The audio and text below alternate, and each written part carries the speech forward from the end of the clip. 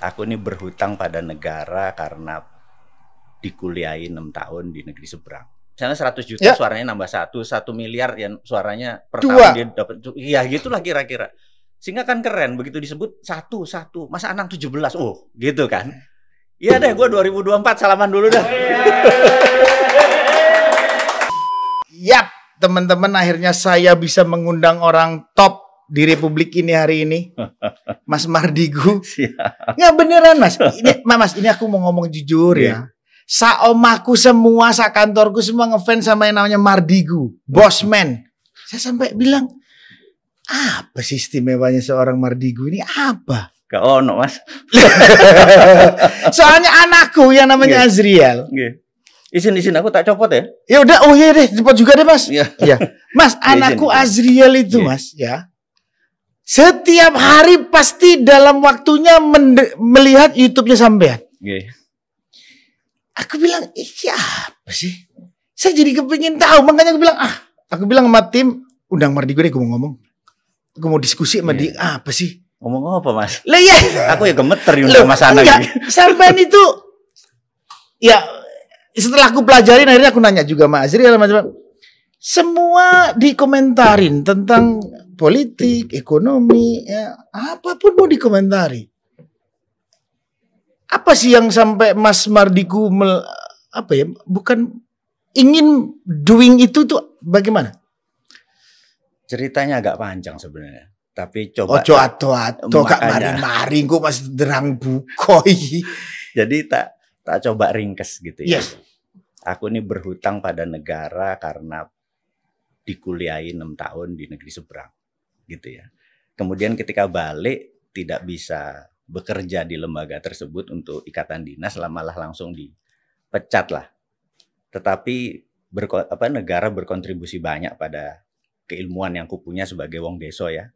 Oke. Wong kamso ini, come from deso ini ya, aku pikir harus berbakti balik kepada negara. Kira-kira gitu ya. Nah, simpelnya begitu ya? Simpelnya begitu. Kemudian di tahun 2002, aku merasa terjadi perubahan yang sangat fundamental di Undang-Undang Dasar. 2002? Iya. Kan gak ada perubahan. Undang-Undang Dasar 45 itu berubah menjadi Undang-Undang 2002. Loh kok bisa? Kan belum ada amandemen. Di amandemen tahun 2022 di mana dulu misalnya GBHN hilang. Oh, yes. Ya. Yep. Oke. TNI Polri dikembalikan. Oh, jadi peristiwa 98 lah sebetulnya. Ya, terus peristiwa akhirnya 98. Pemilihan langsung. Ya, 98. Reformasi ya kan? 98. Oke. Nah, Undang-Undang 2002 itu bagi pendapat pribadiku adalah game changing yang merubah bangsa Indonesia ini bukan negara atau berbasis presidensial tapi parlementer. Mendadak parlemen menjadi powerful. Tapi kan tetap kenyataannya kan tetap parlemen. Presidensial. Kita kan presidensial. Enggak begitu lagi. Masa? Gitu. Nah, ini cerita panjang nih ya ceritanya. Nah, terus pelajaran PMP, pendidikan moral Pancasila. Oh iya, itu ya, saya juga kritisi ya. Enggak ada gitu ya. Terus dulu berarti konteksnya Pancasila dong. Pancasila banget, guys. Berarti Mas ini Pancasila banget dong. Pancasilais, patriotis, guys. Lurus lempeng gitu ya. Ya. Nah, terus dulu pejabat itu dilemhanaskan baru mendapatkan jabatan. Sekarang banyak pejabat terutama karena aktor politik menjadi menteri dan menjadi semacam nggak ngerti apa itu lemhanas, nggak ngerti bela negara. Nah, terus lalu anak-anak uji kelamin nih, usia jigo kelakuan minus. Ada yang baru pasti, bingung aku.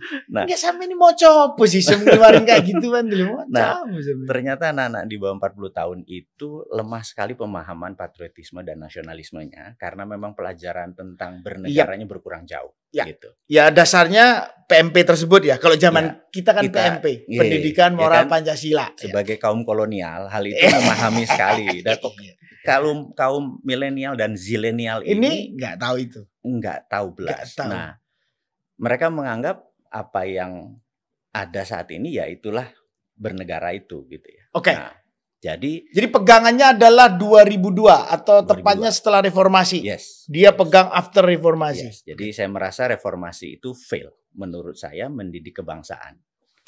reformasi fail mendidik kebangsaan ya. Ya. Jadi bernegara itu kan ada Ipolek Sosbud Hankam. Yes. Ideologi, politik, sosial, budaya dan saat ini 80% isinya politik.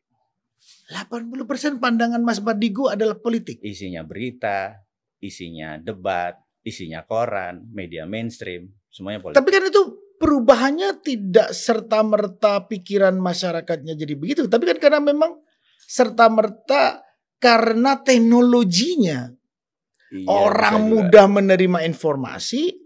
Sekarang dulunya cuma nonton TV, leka nonton TV kan nonton apa-apa, udah dapat apa-apaan. Kalau mau beli koran juga dulu mendingan beli makan. Benar. Sekarang cukup beli pulsa yang sekarang sudah murah. Dia bisa nonton TV, dia bisa nonton berita, segalanya mudah dan murah. Betul.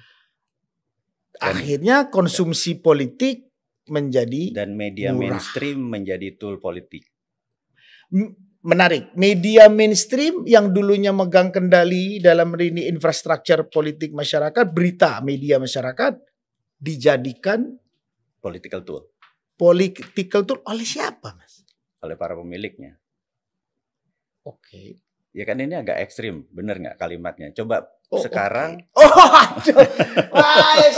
Telek emang. Panjang ya? Ya enggak telek, saya tahu langsung Mas ngomong gitu. Iya sih ya. Ya ngerti. Karena itu orang akhirnya di warkop, di warung kopi ngomong, oh ini gubernurnya, oh bupatinya ngomongnya itu tok. Apakah mereka ngomong tentang sosial? Ada 400 barongsai keliling selama 2 tahun. Ada 2 barongsai keliling 2 tahun di semua kabupaten. Siap. Bagi orang kayak saya itu national threat. Iya terus? Karena membuat pembiasaan terhadap kultur tertentu. Ya. Tapi nganggap itu budaya seperti biasa.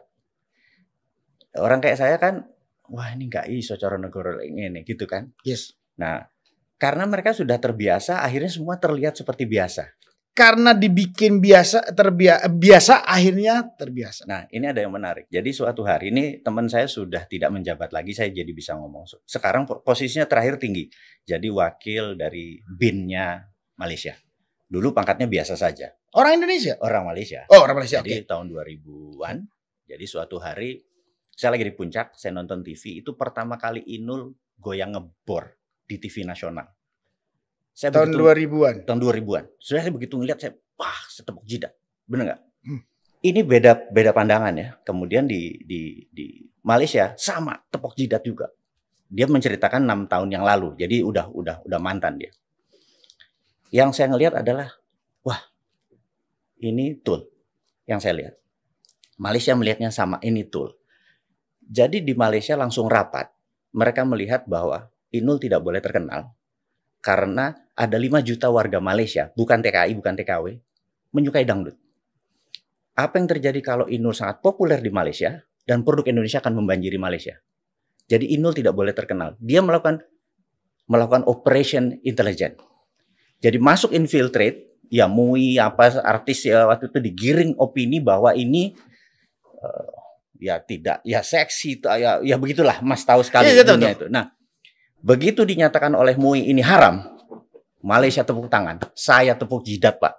Dalam bahasa saya, goblok kayak bener nggak? Iya, setuju. Itu marketing tool. Yes. Tapi karena nggak ngerti bernegara dan dimasukin infiltrasi dan Malaysia tepuk tangan waktu itu terjadi. Sekarang mau goyang ngecor, goyang apa segala macam karena tidak mempengaruhi, nggak diapa-apain. Nah, hal-hal seperti gitu adalah harus bikin gimana cara membuat pinter negara ini? Kalau nggak lewat udara, kalau ngomong-ngomong itu aja nggak ada. Nah, saya mencoba mengingatkan lagi bahwa bernegara itu yang paling depan, garda terdepan pertahanan adalah intelijen. Jadi kalau di akademi dulu, garda terdepan pertahanan adalah intelijen. Nah, intelijen kita lemah sekali karena sejak 98 dari 6 fungsi intelijen cuma 1, cuma spying doang. Saya ngomong sing Abdul Mas, gak usah. nah, akhirnya singkat cerita. Kaduan. Gitu kan? Yes. Nah, kan serem kan kalau udah diskusinya ke sana. Kita kejauhan. Enggak, saya bilangnya bahwa tadi yang menarik. PMP itu penerusnya kan ada sebetulnya ya. Diperbaikin. Tapi kalau saya bilang, kan pendidikan harus dinamis. Agree. Dinamis tersebut akhirnya mengikuti perkembangan masyarakatnya juga. Dan teknologi budaya yang terjadi yang baru. Karena pada saat tidak, nanti jadi kacau juga. Kalau aku melihat kemarin coba membaca buku apa sih namanya, gantinya PMP apa sih, PPKN, rada mirip-mirip loh sebetulnya ya. Aku bilang sih rada mirip ya PPKM tersebut. Enforcementnya yang enggak. Nah, kalau bicara enforcement, buat aku di sini jadi memang satu effort yang dilakukan oleh rezim, oleh pemerintah akhirnya. Tapi kalau kita bicara konteksnya, PMP-nya, bahwa PMP-nya sebetulnya berubah nama saja, isinya tetap ada. Betul. Inilah yang kemarin saya mencoba bilang bahwa saya juga orang yang sangat cinta dengan Pancasila. Hampir semua saya rujukannya adalah Pancasila menjadi pegangan karena itu ideologi negara. Saya ingin memang anak muda itu semua paham tentang ini. Kenapa?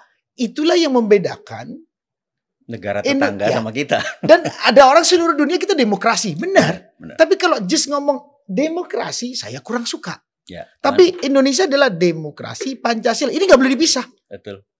Benar ya Mas ya? Setuju.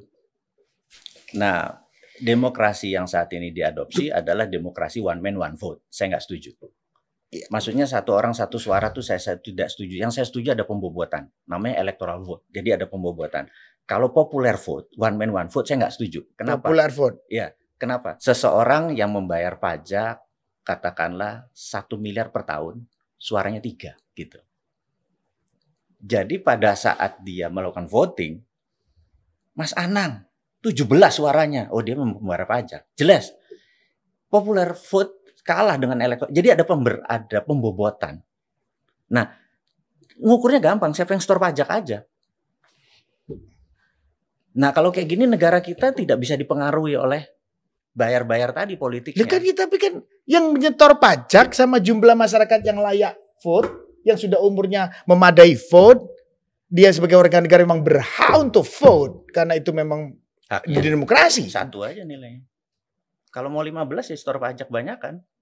Oh jadi kalau setor pajak, jadi yang punya NPWP-nya terdata sekian, misalnya 100 juta suaranya nambah 1 miliar yang suaranya per tahun dia dapat. Iya gitulah kira-kira. Sehingga kan keren begitu disebut satu, masa Anang 17, oh gitu kan. Dan yang 17 itu make a difference gitu. Itu namanya pembobotan. Apakah ini sampean terus menyatakan diri mau mencalonkan Presiden Republik Indonesia tahun 2024? Cocok Rego. Hah? Gak berani. Satu gak ada partai yang lu sampean tuh ngomong loh bulan Februari aku ingatnya pas baca gara-gara Azriel ngomong, "Pih, Mardiku mencalonkan diri presiden, aku pasti vote dia," kata dia. Saking ngefans-nya lu. Lu iya bener anak itu ngefans sumpah. Gak ada partai Kang Mas. Loh. Kan nanti ini akan berkembang 2024 kan belum ditentukan untuk bagaimana nanti. Ya. Terus kalau misalnya berubah bisa. Kan nanti Mas ngomong terus seperti ini tahu-tahu partai pada datang.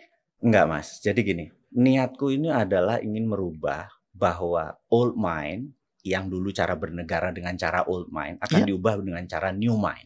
Paham Mas, kalau gitu. Sampean gak jadi presiden gak iso. Ngini terus sampai jang bangkotan yang ini terus podcastan terus saya kamari-mari. Rasanya ya, rasanya. Tahun 2024 itu yang saya sebut digital political. Digital political menarik.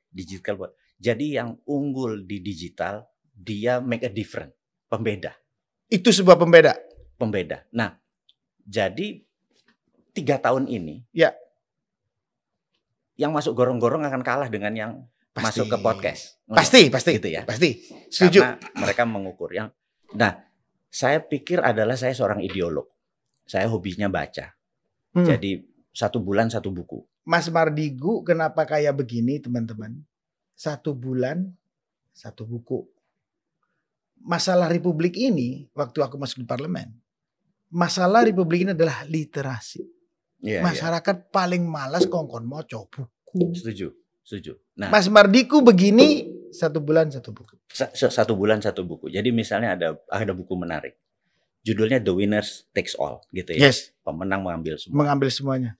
Buku ini menarik. Buku ini menceritakan bahwa kalau saya mentransfer uang ke Mas Anang, katakanlah $1.000. Iya. Kita datang ke Bank Mandiri, kita teken, masuk $1.000. Bank Mandiri akan clerknya atau kasirnya akan memasukkan kode, kemudian ke New York. New York akan ngirim ke Basel. Basel tuh kota kecil di Switzerland. Basel oke, New York oke, Mandiri oke, uangnya masuk, dipotong sekian. Mandiri dapat sekian, New York dapat sekian, Basel dapat sekian. Basel itu milik sebuah keluarga. Dia the winner takes all. Semakin kaya kita berdua, selama menggunakan dolar, dia make money. Dia the winner takes all, gitu ya. Si Basel itu. Nah, contoh lagi, kita berjualan, buku berjualan, kaos berjualan. Wah, menggunakan platform IG, menggunakan platform. Semakin kita kaya ya FB semakin kaya, IG semakin kaya. Ya YouTube ya podo ae oke. Dia the winner takes all, gitu ya. Nah, ada banyak lagi. Misalnya di tahun 1850-an sebuah keluarga mengumpulkan batuan. Kemudian 20 tahun kemudian dia mengklaim bahwa diamond adalah lambang cinta, diamond adalah forever dan lain sebagainya. 150 tahun kemudian berlian ini paling mahal dan mengontrol dunia. Karena dia memiliki 60% cadangan berlian dunia. Keluarga itu namanya Oppenheimer, De Beers dan lain sebagainya. The winner takes all. Pertanyaannya, kata si mereka yang pengarang buku ini sudah ada semua. Apakah kejahatan berkurang? Apakah peperangan berkurang? Apakah kesehatan membaik? Apakah kaya miskin makin mendekat? Ternyata tidak. Nah, berarti the system doesn't work. Kenapa lo masih nggak mau ganti? Itu yang disebut old mind. Nah, kita harus punya new mind. Nah, ini new mind ini, idenya ini mau kita ajarin dulu ke masyarakat selama 2 tahun ke depan. Jadi contohnya misalnya, saya pro printing money.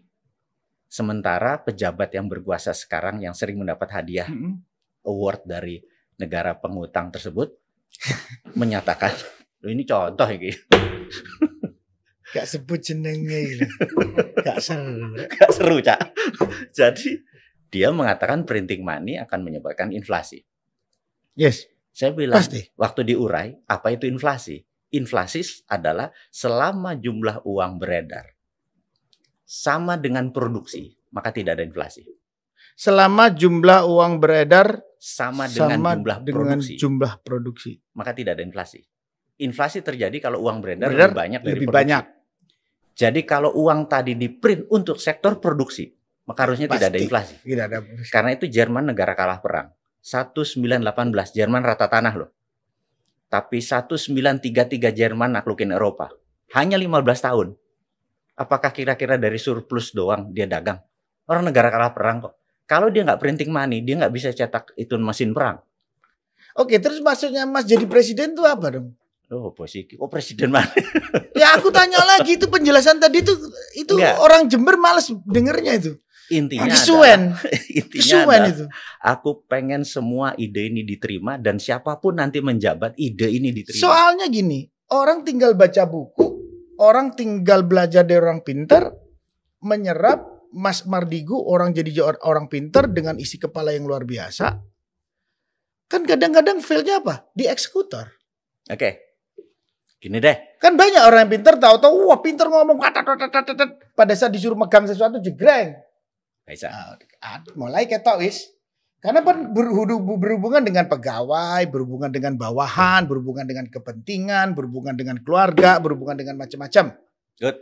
Gini. Pasti. Ini orang pintar repot aku kalau berhadapan sama orang pintar kayak gini. Ya enggak gitu. Ini kan kenyataannya orang kita alamin hal begitu.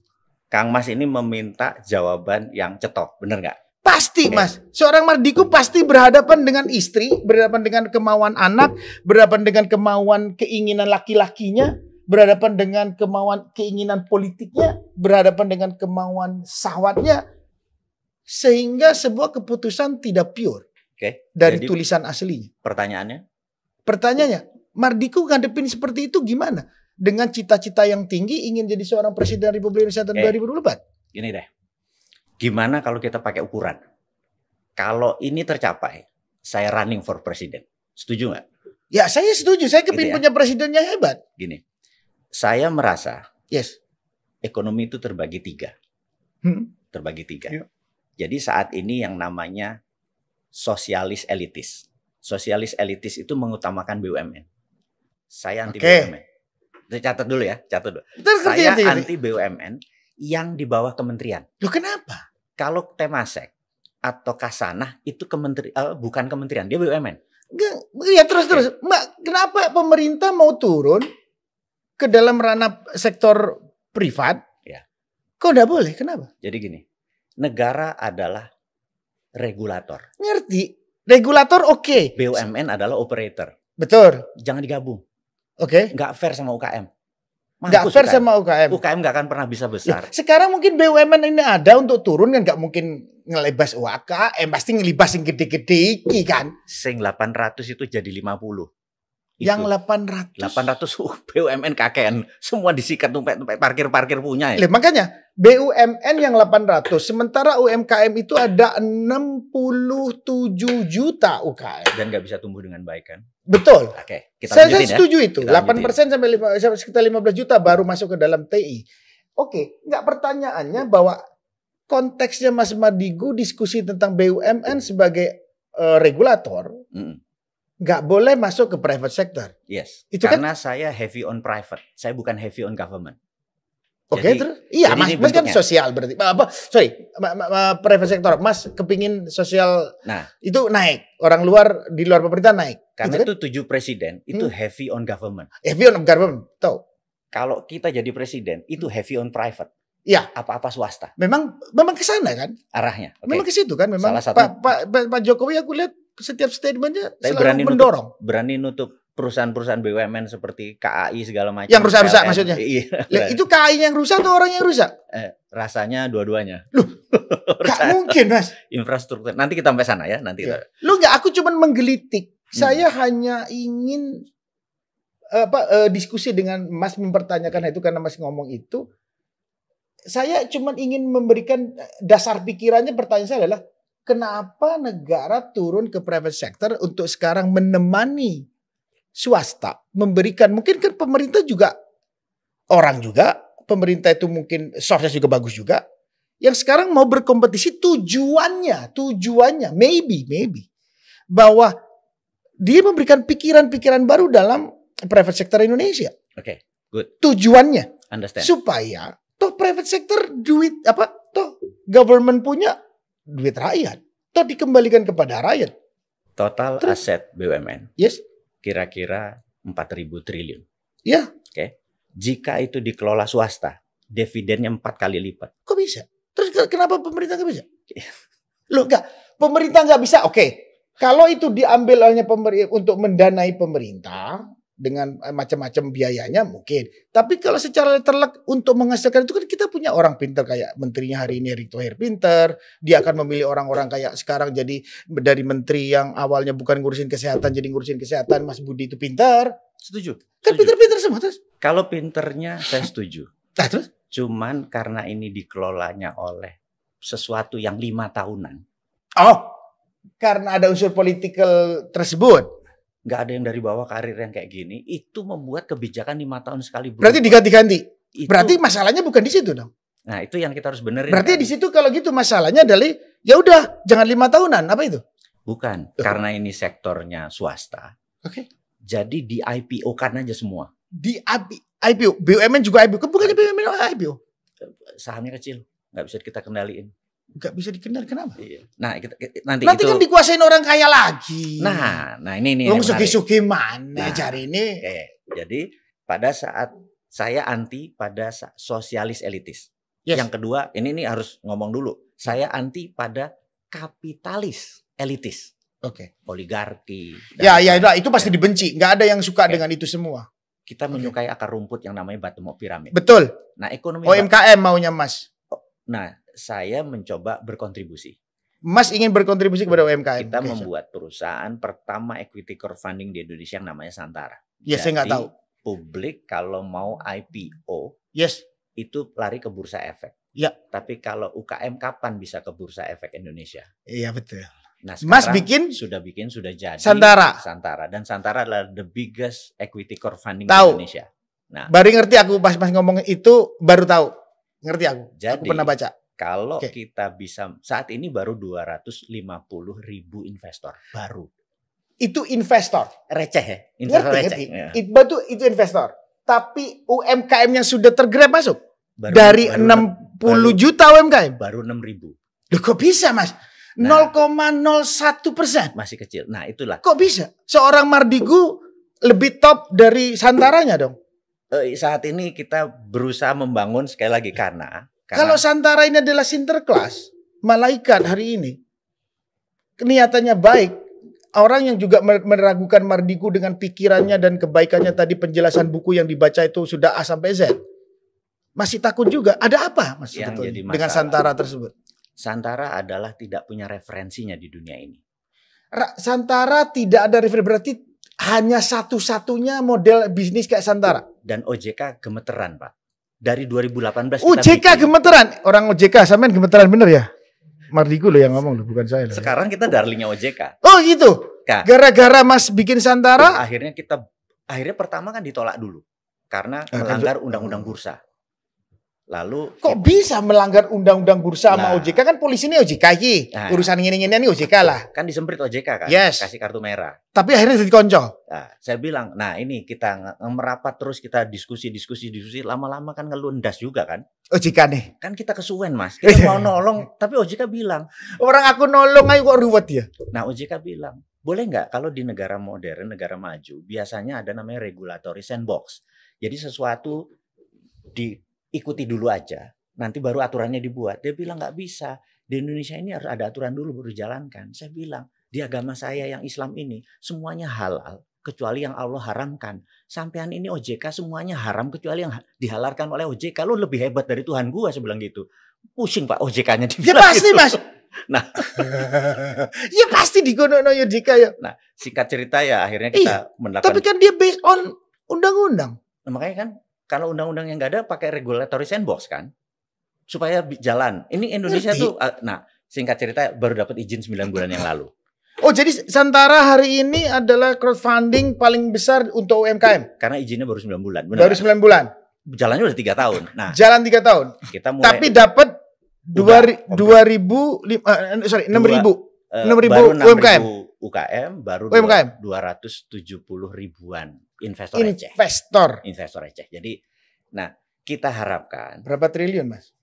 Rata-rata 10 juta, jadi baru 2,7 triliun. Baru 2,7 triliun? Masih nggak ada apa-apanya dengan 60 juta UKM tadi. Nah, nggak usah ngomong itu dulu Mas. Itu duit ya? Bukan godong kan ya? 2,7 T. Ya. Sampean kumpulkan dalam waktu 9 bulan, karena 9 bulan Mas baru diizinkan. 3 tahun ngumpulinnya, tapi kita nggak gerak. Mas belum dapat izin OJK sudah bisa ngumpulin duit. Karena crowd menggunakan nama Bosman rupanya efektif juga. Lah emang kan aku bilang. Tapi kita nggak berani apa-apa. Kan berarti melanggar OJK dalam sebelum 9 bulan kemarin. Ada 2,1 bulan Mas melanggar dong. Teorinya melanggar. Oke. Tapi karena tidak ada aturan, sebenarnya nggak melanggar juga. Bener nggak? Iya aneh lagi. Dibilang melanggar, kalau nggak ada aturan ya nggak melanggar dong. Iya makanya. Tapi OJK, kehebatan OJK ini, dia fast learner, dia cepat pembelajarnya. Saya bilang referensinya mana? Saya bilang di Cina tuh ada 2 bursa. Satu Shanghai Stock Exchange itu bursa efek Indonesia, sama Shenzhen Stock Exchange itu bursa efek UKM. 200.000 UKM-nya dia besar-besar dari kecil sampai besar. Terus itu adalah Liga 2, Liga 1-nya ke Shanghai gitu ya. Referensi itu dapat AHA-nya. Karena sekali lagi, China ini, Tiongkok ini mempunyai aturan berbeda dengan aturan Western. Benar nggak? Mereka punya aturan sendiri. Memang musuh itu aturannya podo ya kayak kebuan Mas. Iya, makanya. Nah, jadi kita bilang yang melakukan game changing ini mereka. Kita follow bukan kita follow ala Indonesia. Pokoknya kita itu kalau orang Amerika, orang Eropa, orang China gawe iku apik. Lek wong Indonesia dhewe gawe, wah wis elek pokoknya wis. Ojo digawe lah wis pokoknya. Aku ini menganalisa soalnya beberapa hal ya. Contoh ya, genus apik susah coba. Vaksin Nusantara. Andaikan genus itu semua sekarang gawe di mall game nusa Indonesia, dibiayai negara paling 2-3 triliun. Kemarin untuk recovery ini kan 100 triliun keluar negara. Kenapa nggak genus? Nyumbang genus, akhirnya PCR dan macam-macam. Masyarakat terbantu, semua akan gampang tahu bahwa gua masuk rumah aman gara-gara gua di genus. Betul. Karena genus disetujui 9,6 kata WHO. Akhirnya Satgas ngomong, semua harus ikut WHO. Lega WHO gak oleh. Loh, memang pada saat kita sakit semua WHO mau tahu gitu. Terus bayarin gitu ya? Itu dibayarin gitu. Enggak juga. Enggak. Lah kalau enggak juga kenapa enggak pakai genus pemerintah? Pandangan Mas apa itu? Gue kalau bukaan begini kadang-kadang suka kasihan sama siapa? Mas, ini kan masyarakat Jember mau tahu nih, desoku tok sing mau tahu nih Mas. Enggak apa-apa lah orang Medion enggak mau tahu, enggak apa-apa. Jadi iso. Tahu aja. Sampai orang Medion kan.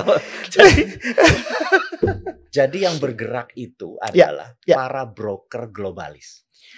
Ada broker berarti konspirasi dong. Ya dagang biasa sebenarnya. Konspirasi adalah dagang biasa, benar nggak?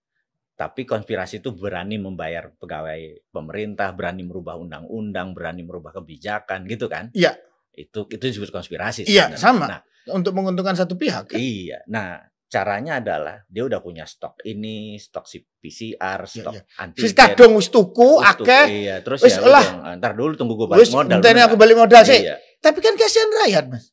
Nah, kalau kita Pancasila seperti Mas kan harusnya kasihan rakyat. Pejabatnya siapa kira-kira yang harus kita omongin? Aku nggak ngerti Mas, sumpah sampai sekarang aku bingung aku. Loh saya ini nggak tahu. Fat tahu kamu Fat? Loh nggak tahu. Loh nggak tahu. Riz kamu tahu gak Riz? Fat kamu tahu gak Riz? Loh Mas kita ini semua nggak tahu loh Mas. Yang tahu cuma sampean ya sudah sampai aja ngomong. Jadi kita sebutin aja di pejabat pemerintahan itu dari mulai kementerian sampai eselon 1 dan sebagainya. Kita cek dia liabilities atau aset buat negara. Gitu aja dia beban atau aset buat negara. Bedahnya gitu aja gampang. Si A. Sesimpel itu. Kalau vaksin Nusantara terus nggak dapat izinnya lama-lama, terus yang diuntungkan adalah Pfizer, yang diuntungkan adalah Sinovac. Sampai ini ngomong vaksin Nusantara, emang tahunya Mas Saiman sampai vaksin Nusantara jaro loh. Terus piye caranya? Duwe ero ngurusi penyakit ero terus Rizky layak Rizky 2024 Rizky beneran. Pantesan Azriel datang gara-gara cuman ada Mardigu datang loh. Nanti mau foto loh sama dia. Sumpah ini orang mau tahu semua ya. Terus vaksin Nusantara salah ya apa Mas? Enggak ada salahnya. Jadi dia dicap oleh BPOM. Dicap ya? Oleh BPOM sebagai Mardiku bilang dicap oleh BPOM terus sebagai vaksin. Padahal dia adalah dendritik. Oh, dendritik itu bukan vaksin? Bukan vaksin. Oh. Jadi dia gini deh sederhana kayak stem cell darah kita diambil itu sebalikin lagi dah sesederhana itu. Jadi kalau vaksin adalah ini dimasukkan. Kalau ini barang kita dikeluarkan dikasih diberseni dimelbokno maneh. Kayak sesederhana itu diambil bisain darah putihnya sama dendritiknya. Udah selesai, melbokno maneh. Waktu ini dimajukan, mereka bilang, "Wah, ini harus pakai ini." Loh, itu kan vaksin. Iya. Ini bukan. Nah, ini dipaksa jadi vaksin, gitu. Iya kan? Karena itu disemprit. Oke. Jadi saya bilang, BPOM-nya harus belajar ini. Bener gak? Mas, sampai ini sedalam itu diskusi tentang hal ini sampai sampean mau mengerti. Gimana? Apa sih yang menggelitik sampai itu loh apa sih? Enggak segenit itu gitu. Sampai itu genit loh Mas. Setuju saya. Tapi gini kalau cerita. Sebagai orang yang lama di dunia shadow. Bener gak? Bahaya lagi. Bahaya. Bahasa ngeri-ngeri. Rek shadow. Rek. Ngeri. Rek. Duduk shadow ini loh. Oh itu lain. Ini kok shadow gini gitu. Itu gak cocok. Cocok hari ini. Gak beres kan Fat? Jadi punya jaringan internasional. Yang kadang-kadang memberikan informasi itu data gitu kan. Yep. Nah, data-data ini kadang-kadang kan nohok-nohok gitu kan. Yes. Nah, jadi selama kita memberikan data, selama kita memberikan fakta, maka saya harus menegakkan semua supaya orang tahu. Jadi gini, singkat cerita. Mas Anang pernah nonton Robin Hood, The Magic Reveal. Jadi tukang sulap yang membuka rahasia sulap. Dan dia dihujat sama seluruh tukang sulap di dunia. Karena buka. Karena dia bukain bukain semua. Jadi Mas ini mau tujuannya ingin membuka hal-hal yang tertutup. Efeknya dunia sulap naik 10 kali lipat. Gara-gara dia. Karena menginovasi baru. Gara-gara dibuka. Orang jadi iso akhirnya kreatif semua. Niatnya Bosman ini membuka seluruh keborokan. Supaya tidak ada lagi, terus ya lebih pintar lagi. Maunya begitu. Maunya supaya naik kita, gitu. Layak jadi presiden. Ini layak ini, Riz. Waduh, ini kayaknya dukung ini kita ini. Apa kita dukung semua ini? Dukung ya? Mas, dukung loh. Coba. Nah, aku kan membuktikan ucapanku, semua orangku dukung sampean. Gini. Ada peacock effect-ku belum cantik. Peacock effect itu apa bahasa Indonesia? Apa ya? Efek merak. Efek merak yang perang ini. Jadi Pak Burung, Jokowi itu punya SMK sebagai meraknya dia membawa dia ke oh, Jakarta. nggak ada mainannya, Iya. Riz. Kan kalau ini merak kan ada, kalau dia mau Iya. tebar pesona kan Iya, dia harus pleng. Nah, gini gitu nah. ya. Pak Jokowi punya SMK untuk membawa wali kota ke Jakarta. Kemudian dari Jakarta dia punya waduk Rio, punya waduk Kulit didandani rapi terus Solo. Iya, terus inilah buat ke nasional gitu ya. Ya. Nah, Bosman ini meraknya belum jadi. Kata siapa? Menurutku sih ya. Lah ini biasanya kalau katanya orang ngelihat barang kita itu nggak pernah bagus, tapi ngelihat tetangga bagus. Nah itu. Ya. Terus kedua, kalau masak ikan teri katanya kiai-kiai, yang di rumah nggak dengar suaranya, baunya tuh lo nggak dengar. Oh yang ngecas itu sebelah. Nah, jadi pandangan saya, makanya saya semua potong singkat aja. Mas ngomong itu hanya merendahkan diri sendiri. Kenapa? Buat saya, Mas punya 32 perusahaan, ngurusin opo wae, Mas. Supaya nanti Mas ngomong nggak punya merak itu, ini sampai nih pinter, apa bodoh sih? Nah itu. Mungkin sih. Ya nanti hari kan gitu. Pinter. Kalau ditanya ini Bosman itu siapa? Wong bodoh aku pinter. Wong bodoh aku pinter. Gak duit merak, tapi 32 perusahaan. Salah satu Santara dengan sekarang mengumpulkan duit dana masyarakat 2,7 T. Satu perusahaan toh. Nah, lesang 31 ngurus siapa? Di bedah kayak gini pajak ntar datang nanti. Loh, Mas tukang bedah, saya tukang bedah. Enggak, saya minta tahu Mas, kenapa? Mas yang menarik dari perjalanan seorang Mardigu muncul ke ranah infotainment dan muncul di ranah podcast dan dunia entertainment, akhirnya masuk di entertainment Indonesia. Setiap aku melihat pembicaraan sampean, ini bukan kaleng-kaleng orang ini. Ini ada hidden agenda dari semua strategi dia, politik dia melakukan tindakan ini. Aku berpikir bahwa ini orang pinter ngomong ini ada aku disekak nih sekarang. Hidden agenda. Enggak, hidden agenda menarik, sampean pun lugas bicara bahwa saya mencalonkan presiden 2024. Buat aku sampean gentleman. Ada orang yang gak berani ngomong. Aku senang dengan seorang Giring ngomong aku mau jadi presiden. Berani dia, good. Ahmad Dhani tahun 98 setelah reformasi 2020 dia ngomong bikin album Ahmad Band, dia ingin jadi presiden Republik Indonesia juga. Seorang Mardigu pun mengucapkan hal yang sama. Pertanyaannya memang serius ingin jadi presiden. Saya sebenarnya pengen merubah Indonesia ini. Nah iya Mas, gak usah bulat Mas. Saya gak ketemu orang bulat, saya di DPR sudah bulat. Saya ketemu teman-teman saya yang politik udah bulat. Saya ketemu Mardigu hari ini, saya gak kepingin bulat. Mas memang mau apa enggak? Saya mau kalau Santara punya 5 juta members dan 100.000 UKM tercapai dalam tahun 2023 April. Sampean sekarang punya 6.000 members. Mas kepingin UKM, sorry. Mas kepingin 100.000 UKM. 100.000. Berarti berapa? Dibagi itu berapa? Mas hanya ini propaganda yang gampang ditelaah. Propaganda buat aku propaganda murahan. Gak penting Mas ngomong itu. Jadi kalau kayak Mas gak punya keyakinan diri, tanpa ini pun Mas gak bisa jadi presiden. Bukan. Meraknya gak cantik. Enggak. Mas berarti Mas mendinai 32 perusahaan Mas. Bahwa hati-hati dengan 32 perusahaan Mardigu itu tidak cantik. Canggih. Boleh gak aku ngomong begitu? Gini deh. Iya deh, gue 2024 salaman dulu dah. Foto dulu. Ini calon presiden Caca. Wah, ini calon presiden Indonesia. Saya salah satu orang yang pertama kali memberikan pendapat Mas layak masuk bursa tersebut. Oke Mas. Kayaknya gue gak bisa enggak nih harusnya. Jawa Timurannya keluar.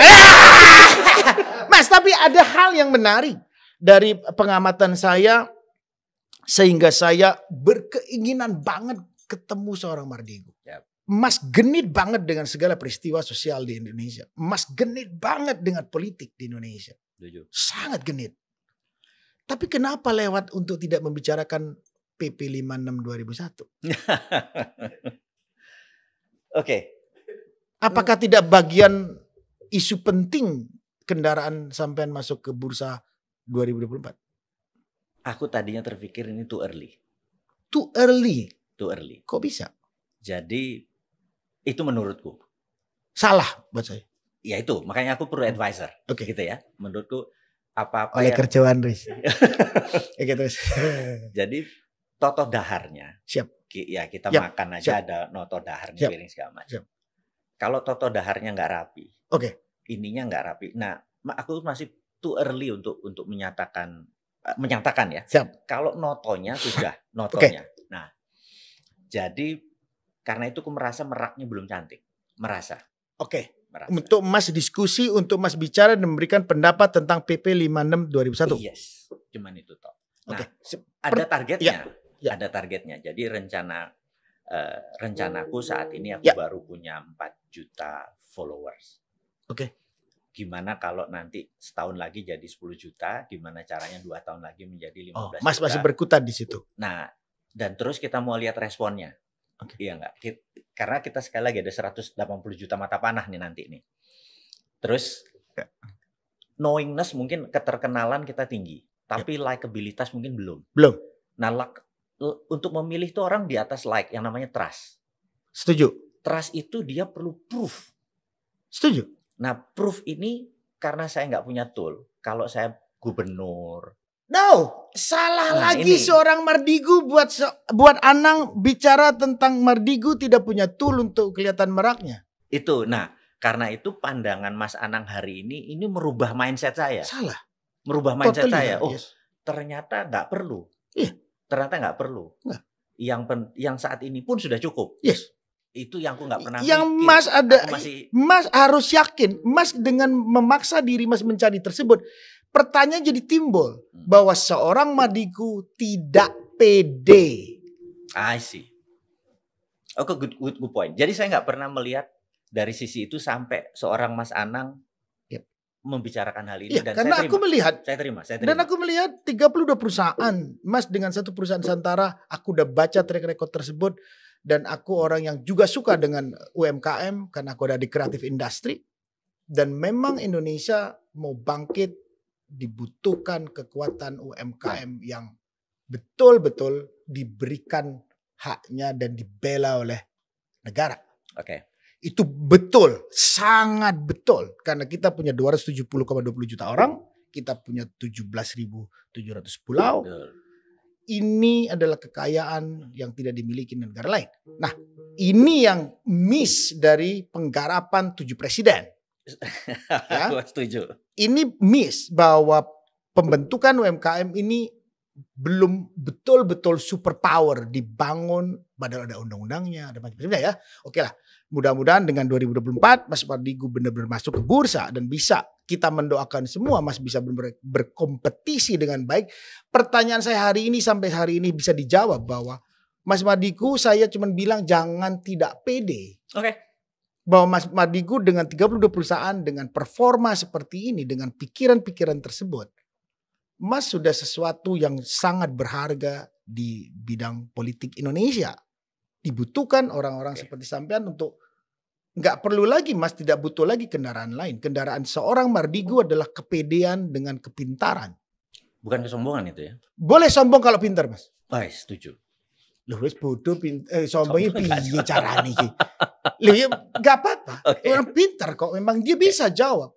Karena kepintaran tersebut akan nanti menuju kebijaksanaan yang tinggi. Oke. Itu yang saya tunggu dari seorang Mardigu, bahwa dia tinggal menuju ke sebuah kebijaksanaan. Terima. Karena pintar enggak bijaksana malah petaka. Gue terima. Jadi hari ini ada sesuatu yang menarik dalam perjalanan hidup saya. Ketemu Mas Anang dan merubah otak gue yang tadinya seorang deso, bener nggak? Ya.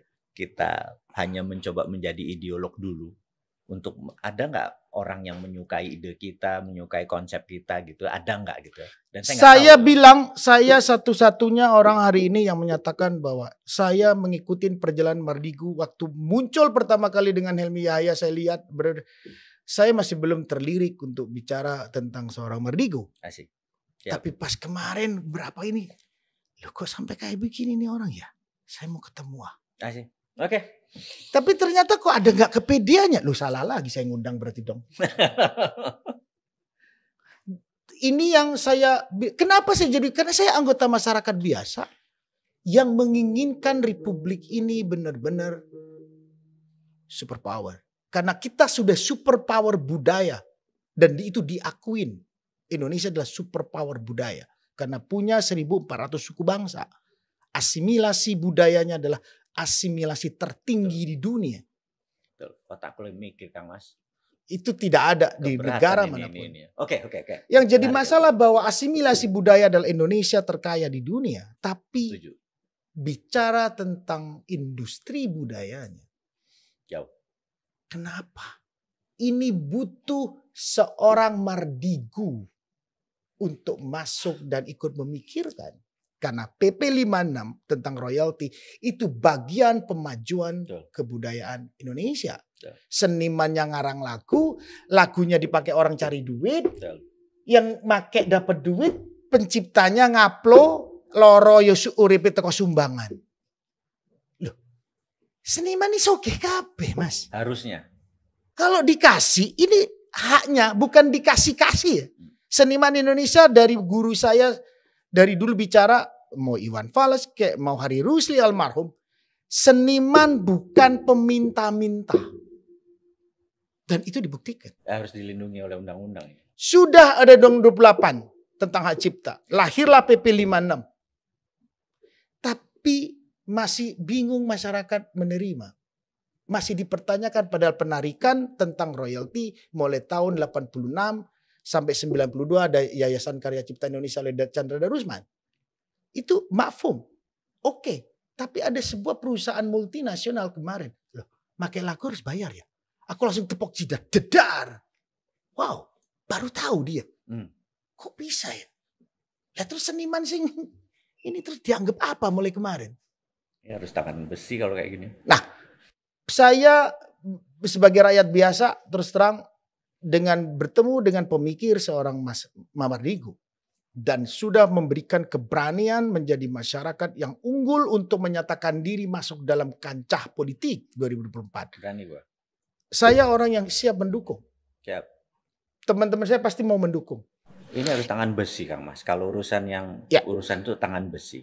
Saya berharap ingin sekali ada pertemuan kedua dengan Mas Mardigu setelah Mas Mardigu benar mau bicara tentang hal tersebut karena aku butuh supporting sebagai aku anggota masyarakat biasa dan aku seorang seniman. Karena ciptaanku kadang-kadang di setel di pulau sana, yang pulau sana dapat duit gara-gara lagu saya, tapi saya di sini ngupload nggak tahu apa-apaan. Saya nggak apa-apa, saya punya bisnis. Saya punya Lumiere, saya punya apapun, nggak apa-apa. Tapi yang lain? Yang lain perspiye nasibnya. Nah ini mudah-mudahan nanti ada pertemuan lanjutan. Saya terus terang, hari ini saya happy luar biasa bahwa saya bertemu dengan seorang Mardigu yang persis dengan apa yang saya bayangkan. Bahwa Mardigu memang layak untuk masuk ke bursa presiden 2024. Saya ada satu yang mau titip lewat Mas Anang. Siap. Saya nggak pernah nyangka Mas Anang melihat satu sisi yang saya nggak pernah lihat. Okay. Jadi pertemuan hari ini di bulan Ramadan bagi saya berkah banget nih. Amin. Jadi Mas Anang melihat bahwa kalau seorang bosman nggak berani declare, itu penakut. Iya. Dan konsep lo bullshit. Pasti. Ya kan? 32 perusahaan itu berarti itu semua nggak jelas. Nggak jelas gitu ya. Nah, saat ini jangan cuma ngomong tok. Yes. Lo maju dong. Karena ilmu itu mungkin bisa diterima orang, tapi orang belum tentu bisa meraktekin seperti pemahaman lo. Betul. Gitu. Betul. Lah, jadi di sini Mas Anang membangkitkan satu sisi manusia Jawa Timur. Siap. Yang bonek ini, bondo nekat ini. Sama Mas, di Jakarta bondo nekat. Nah, dulu saya merasa bondonya harus banyak, bener? Yes. Gitu ya? Mas Anang mengingatkan saya, lo nekat aja. Yes. Kalah pun lo pejuang, bener nggak? Betul. Kan kalah pun lo pejuang. Pejuang, Mas. Gitu. Orang berjuang di jalan yang benar. Itu apa katanya Allah, katanya Mas. Itu yang gue bilang kok gue jadi yang tercerahkan ini ceritanya gitu. Gue kaget tadi. Cuma dalam hati gue diem. Gitu. Bentar lagi sujud syukur nih. Mendapat sudut baru dari seorang Mas Anang gitu ya. Terus tadi mengenai PP 56 gue pikir harus tangan besi. Siap. Karena mereka berani. karena tidak ada punishment atau tidak ada Siap. ya gitulah gitu. Tidak harus dihukum, tidak harus diborgol Betul, gitu kan. betul. Tidak. Setuju. Ada penyadaran yang dari sisi mereka. Setuju. Saya punya 15 buku. Buku saya sering dikopi. Saya nggak pernah jual di Tokopedia, Bukalapak atau segala macam. Tapi toto buku kita ada di sana. Berarti seseorang ini ngopi dan menjual. Ya. Mereka dapat faedah. Ya. Tetapi saya merasa, oke, saya nggak hidup dari situ. Yang penting idenya diambil. Gitu ya, diambil. Tapi apa yang terjadi seperti tadi, ada banyak penulis, ada yang banyak pengarang dari situ. yang hidupnya dari situ. Kasian mendadak karena sebuah sistem, dia nggak dapat apa-apa. Karena dia kan nggak bisa jualan kadang-kadang ya. Nah, ini yang mengambil terbanyak. Nah, saya pikir perut tangan besi. Saya tahu sekali karena tahu sekali rasanya. Iya. Jadi saya kan seluruh keuntungan buku atau karya saya adalah untuk Rumah Yatim Indonesia. Siap. Jadi 25 tahun yang lalu saya membangun Rumah Yatim Indonesia ini nggak mudah. Ada 6.000 anak yatim itu nggak mudah. Jadi kalau lihat Rumah Yatim itu saya pendirinya, saya pembinanya tahun 86 gitu, saya bangun. Dan lebih banyak kita bergerak ke sana tadinya. Ini untuk masalah sosial gitu ya. Siap. Karena masalah sosial seluruh keuntungan untuk rumah yatim nggak berani dikopi. Nah, sekali lagi, jadi terima kasih udah diundang podcast. Terima kasih. Saya loh berterima kasih. Saya yang betul-betul mau minta maaf karena waktunya sebetulnya jam 4, Mas mau datang jam 3. Buat saya seorang Mardigu mau. Saya hanya punya penilaian tersendiri terhadap kejadian tadi itu. Saya punya penilaian tersendiri yang sangat melekat dalam diri saya. Karena saya tahu Mas Mardigu itu di mana dalam satu bidang. Tapi penghargaan terhadap orang emas itu sangat tinggi. Jadi itu yang saya terus terang tadi bicara based on apa yang ada dalam pikiran saya. Artinya bahwa biarkan Allah yang menyetir pikiran saya untuk diskusi dengan seorang Mardigu. Ini langitan banget ini. Ini susah ini. Jadi itu tadi yang saya pakai. Dari tulisan apa yang sudah saya di skrip yang diberikan oleh teman-teman tadi. Saya tidak pakai semua. Saya meminta ya Allah tunjukkan saya bicara dengan orang yang baik ini. Amin. Akhirnya Allah memberikan pencerahan, yaitu tadi saya hanya meneruskan yang ada di pikiran saya. Jadi terus terang Ramadan ini saya sangat bersyukur juga saya bertemu dengan seorang Mardigu, calon presiden 2024. Apapun usahanya Mas, saya hanya ikut mendoakan karena itu adalah usaha baik. Amin. Kalah nggak kalah hanya Allah yang tahu. Amin. Saya selalu punya keyakinan terbesar itu, tak ada pegangan lain. Makanya kadang orang, wah kamu harus punya teori nih. Apa katanya Allah? Kalau Allah sudah kun fayakun. Jadi. Silakan ilmumu keluarkan manusia, kata Allah. Tidak akan menang dengan ketentuanku. Siap. Itu yang aku diajarin di pesantren. Nah, harapanku seorang Mardigu dengan segala ilmu yang ada di dalam pikirannya. Saya hanya ingin menggugah bahwa Mas butuh tadi cuma 0,001 keputusan ilahi. Amin. Ya benar sih. Mas yakin itu insya Allah Allah berikan. Karena sudah Mas yakin dengan apa yang dijalankan hari ini adalah ini sesuai perintahmu ya Allah. Selesai. Jadi terima kasih Mas Mardigu mau mampir. Terus terang saya ada minta maafnya karena perubahan jadwalnya dan Mas masih tetap mau datang dan saya terus terang bangga luar biasa, merasa terhormat. Jadi terima kasih. Saya berharap ada pertemuan kedua dengan Mas Mardigu untuk bicara yang lebih lain. Jadi guys, sudah ada Mas Mardigu. Aku mau bilang ketemu lagi dengan Mas Mardigu. Mudah-mudahan kita bisa bikin yang kedua. Amin. Jadi Mas Mardigu terima kasih luar biasa. Salaman lagi ya kalau Presiden. Thank you. Terima kasih.